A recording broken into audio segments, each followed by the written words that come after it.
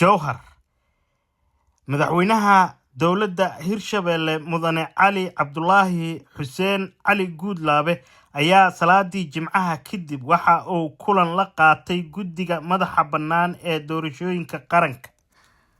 Cabdikariin Axmed Xasan, gudoomiyaha guddiga madaxa bannaan ee doorashooyinka oo ku wehliyo Cabdi Cadow, ayaa ugu horeyn la wadaagay madaxweynaha guulaha laga soo hooyay doorashooyinkii golaha deegaanka ee dhawaan ka dhacay gobolka Banaadir. Sidoo kale guddiga ayaa tilmaamay inay dhawaan dardar geli doonaan diiwaangelinta doorashooyinka golaha deegaanka ee heer dowlad goboleed.